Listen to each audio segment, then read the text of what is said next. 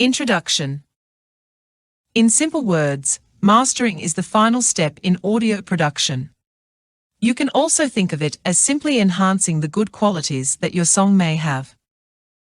This means that in order for you to do a great job finalizing your record, some pre-existing conditions need to be met. For starters, you need to have a good song and a great mixdown. It's worth clarifying this from the get-go, because mastering isn't supposed to fix poor arrangement or bad mixing decisions. It's incredibly common to see beginner producers leave fairly simple mixing problems unaddressed because of this simple misconception.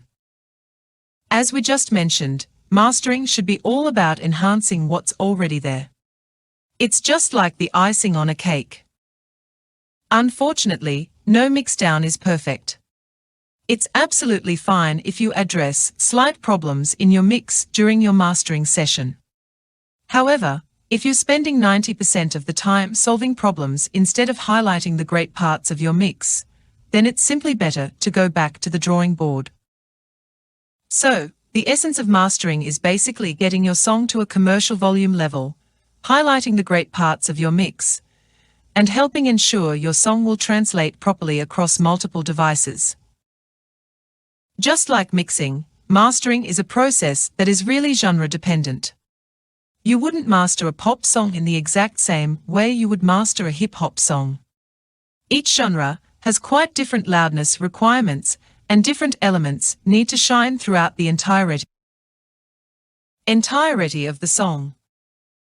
And not only that, genres keep evolving, and so does the way people consume music and the available media. As we briefly mentioned above, mastering is also about ensuring proper playback translation across multiple sound systems. Introduction. Signal chain philosophy. This is a key concept that we need to understand. Let's think about bass music in general for a moment. Its subgenres demand a clean, hard-hitting, and ground-shaking low end, while progressive house on the other hand may need a finer balance between a punchy, stable low end with emotional upper mid-range content. We are going to reiterate that depending on your style of music, these qualities should already exist within your mix. Once again, mastering should be all about accentuating these qualities and not introducing them into your mix. Having the mix like there's no mastering mindset will help you tremendously in this process. In reality, mastering will end up happening, but you should really focus most of your energy on having a mixdown that sounds like a finalized product. Assuming this is all true, mastering shouldn't take longer than an hour. A very simple and straightforward mastering chain could consist of a peak catching compressor, cleanup, a balancing equalization, a stereo imager limiter. If you're developing a somewhat bigger project, like an EP for example, you can have a slightly bigger chain across each track to ensure that the whole project sounds coherent. Pro tip: while developing bigger projects, and after you're done mastering all of your tracks, line them up in your DAW so they play continuously, as if it was a DJ mix, without the transitions. The overall volume of the EP, stereo image, and the overall brightness, the darkness of the tracks should sound coherent and like they belong together. If they don't sound coherent one after the other, you need to go back and redo the mastering on whichever song sounds off. Signal chain philosophy. Step 1. Peak catching compressor. A more complex mastering chain could be comprised of a peak catching compressor, cleanup, a balancing equalization, coloring EQ, a stereo imager saturation, or exciting a vintage compressor limiter. As some final words for this section, if you're crafting a really ambitious project like an album, it's usually a great idea to have a mastering engineer do the process for you. This isn't because you shouldn't do it, but usually it's just a really good idea to have a second set of ears to judge your work. It doesn't matter how good you are. When you work on a project of that magnitude for months, you may start losing perspective on your own compositions. This isn't a bad idea either, even for single releases. Get your own tracks mastered by someone else at least once, and compare his or her result to yours. You may end up with a pleasant surprise.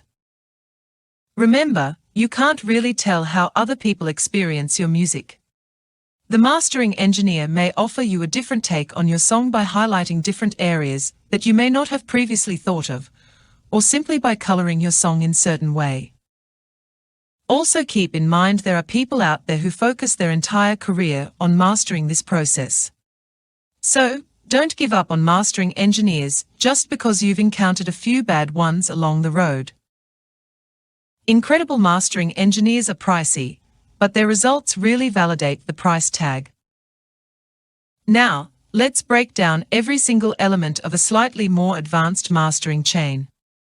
This chain is useful mainly for electronic genres, but don't be afraid to try it with any other styles of music.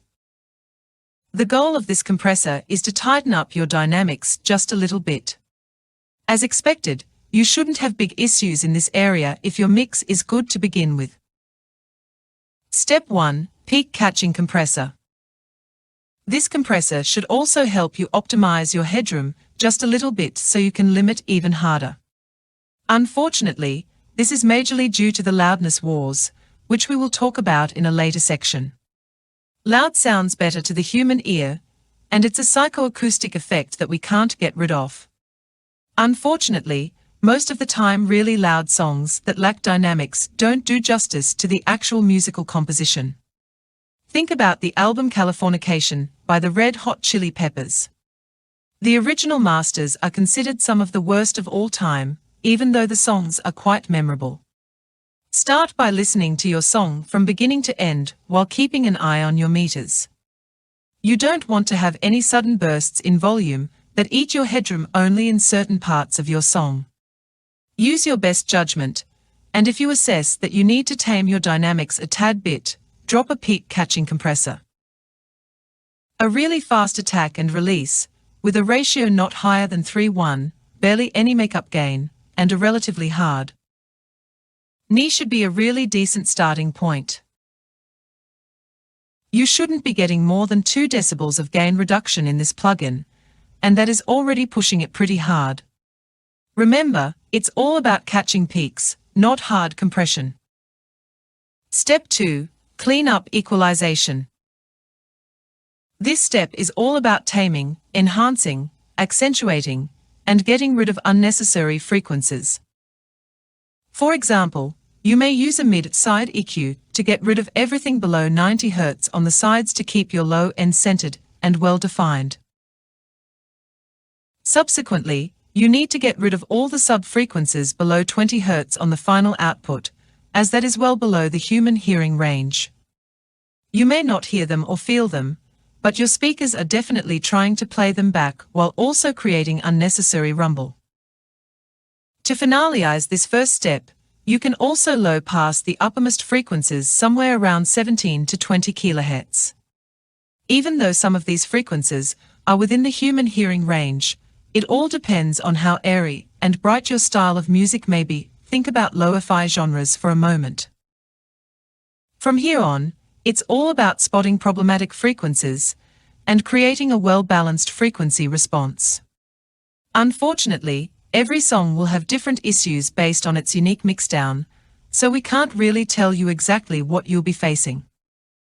Don't worry though, we can still provide you with some general guidelines and an overall etching philosophy to approach this. Step 2. Clean up equalization. A good starting point is to visualize your frequency spectrum by areas and really focus on the style of music you're making. If you're making progressive house, for example, make sure that there's nothing harsh in the mid-range and that it is a pretty smooth frequency band overall. Proceed to add or remove high-frequency content to achieve the perfect amount of brightness, and so on. This is a great moment to pull up a reference track.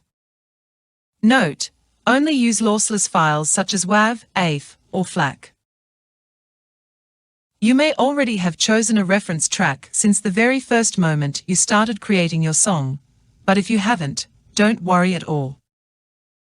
Simply search for one track that is very similar to yours stylistically, and that you personally think sounds great. Once you have your reference track, as a general rule of thumb, drop it down in volume by the same amount of headroom that's available in your own track. So, if you have 6 dB of headroom in your song, drop the reference track by that same amount. That's a great starting point to compensate for the added loudness your reference track will have. In this way, you shouldn't get tricked as easily by the psychoacoustic effect, and it will be the same amount of gain you will be adding to your own track anyways. You can filter each frequency band with a low pass, a high pass, and a band pass filter on your reference track and listen to what elements are overlapping and where. If you spot really notable differences, it may be a good idea to go back to the mixing stage and keep referencing that song. +9 +6 +30366912 90807060 2050 billion 100 million 200,000 501k 2k 5k 10k 20k 5040302010 12 decibels 0 low mids highs. Pro Q2. Step 2. Clean up equalization. However, if you assess that both mixes are quite similar, you can simply use the EQ to try and match your reference track. Keep the following things in mind while EQing. Do not cut or boost any given frequency band more than 4 decibels. That's already way too aggressive for the mastering stage. If you need to accentuate any frequency band, try cutting areas around it first before boosting. Use broad QS for boosting while using really surgical bandwidths for cutting. When you're about to print your final master, make sure to change your EQ to linear phase mode if it has one available. Once you correct any possible issues and achieve a more balanced frequency response, it's time to move forward and add some culling EQ. FabFilter's linear phase mode. Note: explaining the importance of using a linear phase mode on Transparent X while mastering is outside the scope of this book. However, we can't stress enough the importance of researching this topic on your own. Step 3. Coloration EQ. This step isn't imperative, and you shouldn't do it every single time you master a song, especially if it's for a prospective client that has very specific needs. This step is all about enhancing with coloring X the best parts of your song to create a richer sound. This doesn't mean that you shouldn't do cuts with these EQs either. It's just about the general mindset that you should have. There is also no right or wrong way to do this. A lot of trial and error is actually involved in this step. Just make sure that you don't ruin the frequency balance that you might have achieved in the previous step. It's also worth noting that if it isn't advised to do aggressive adjustments with Transparent X, then you shouldn't do aggressive boosts or cuts with this type of X either. You need to research which coloration X are the most common ones within your style of music, as there's a myriad of mastering plugins and hardware units out there that aren't really useful across different styles of music. Some of the most common ones that are extremely useful for multiple styles of music are Isotope's Ozone Vintage X, Waves Pultec emulations, the API collection, either by Waves or UAD, and the SSL emulations by Waves. Step 4. Stereo imaging. Using a stereo imager isn't always necessary either. A great amount of modern dance tracks are made extremely wide via mid-side processing, and this is a good opportunity to enhance that. Once again, mastering should be all about minor corrections while focusing on enhancing what's already there. Another good idea, while being at this specific step of the entire mastering process, is to make everything below 100 Hz mono. This is a safe bet and a great starting point for most genres of music. To finalize this brief section, we need to tell you to be quite mindful about pushing your imager way too hard, as overdoing it may completely ruin your existing stereo image, and cause major phasing problems. Phasing problems are a definite no in most stages of the production process, and especially in mastering. Step 5. Saturation, exciting. Sometimes adding gentle saturation or harmonic excitement is just what your song may need to match your reference track, but there's a catch. You need to be extremely careful in this stage. You may already have added tons of processing to your individual channels while arranging your song plus whatever you did on the mixing stage. It is extremely easy to overdo it and just throw away all of your hard work. As a rule of thumb, push the saturator, exciter to a point where the effect is fairly noticeable, and then proceed to bring it down to a point where the result is more felt than heard. Alternatively, before you push the plugin down, you can take some time to listen to the whole song with the saturator engaged. This will bring to the forefront any mixing issues or problematic frequencies that you may not even be aware of. After you do this, it is imperative that you be your song with your reference track. We'll say it once again, because it is extremely easy to ruin your entire track, especially when you start losing perspective of your own song. This process may eat a couple of dBs in your headroom, so be aware that loudness may be tricking you into thinking that it's better. This is another reason why having a mastering engineer in really ambitious projects isn't a bad idea. A fresh set of ears that understands your creative vision is one of the best types of help you could possibly get.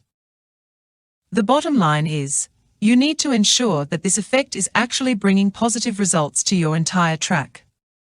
Never stop comparing your results with your reference track. If you have multiple saturation plugins available, we also suggest experimenting a little bit with all of them. Multi-band saturators and exciters such as Ozone and FabFilter's Saturn are some of the best ones available. Step 6. Vintage compression. Vintage or coloring compression, in a nutshell, is having the exact same mindset of coloration EQ plus glue compression. You can even use the famous glue compressor or any SSL emulation of your preference to achieve this. The whole point is to add another layer or pinch of coloration while gluing everything together one last time. You don't have to use those specific compressors though. There are hundreds of compressors out there with mastering capabilities and unique sonic qualities. This is a very fun rabbit hole to go down into.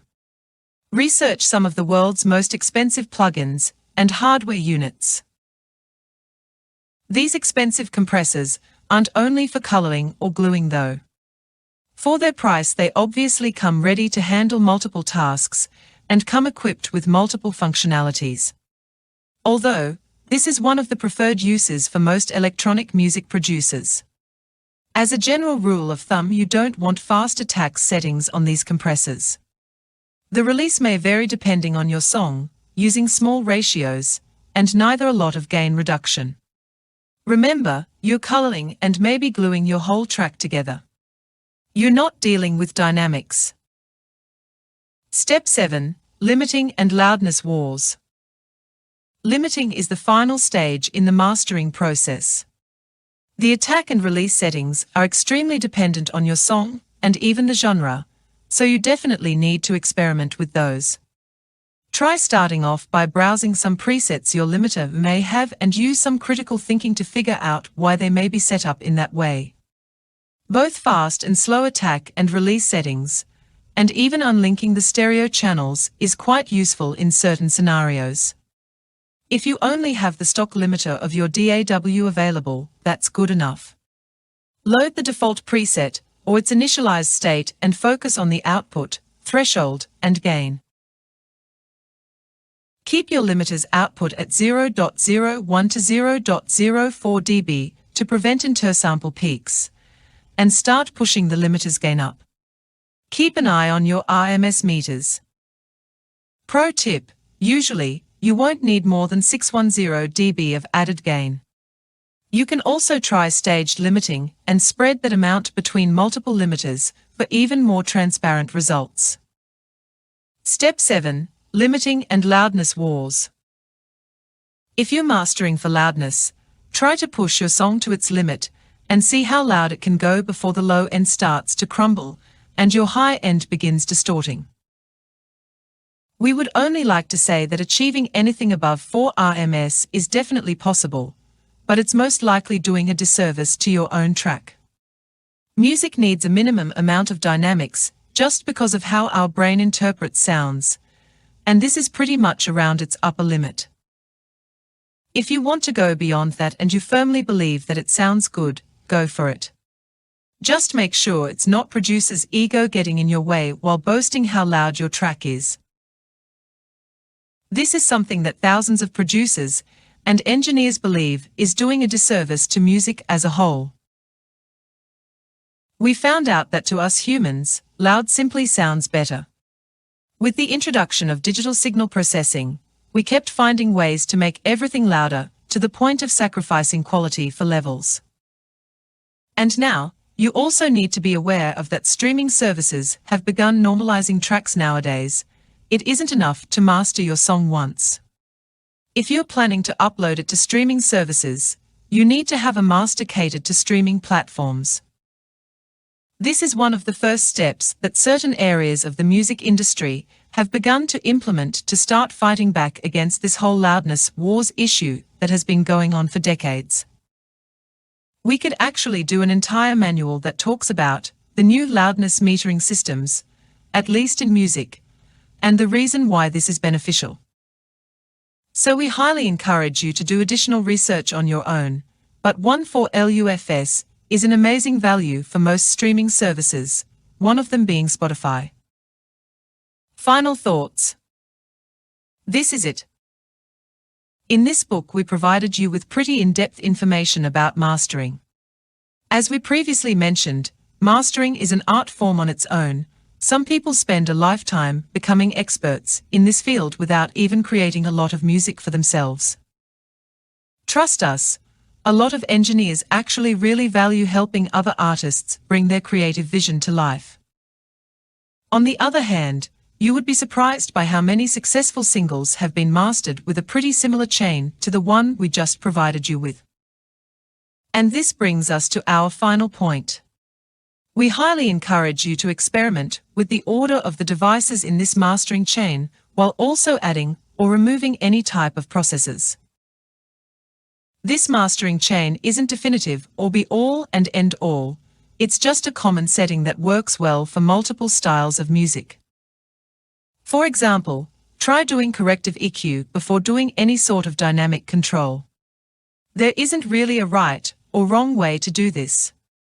You just have to be aware of what you're trying to achieve, reference professional tracks, and experiment endlessly. It is very common within the dance music community for producers to develop their own mastering chains, which actually contributes a little bit to their own unique sound. Just don't forget that a decent amount of mastering engineers out there are also worth their price tag. Some of them even own hardware units and acoustically treated spaces that most producers could only ever dream of using. A second set of ears who understands your creative vision is one of the most valuable assets you could ever have. Let someone else be involved in one of your projects at least a few times. As we initially mentioned, you may end up with a very pleasant result.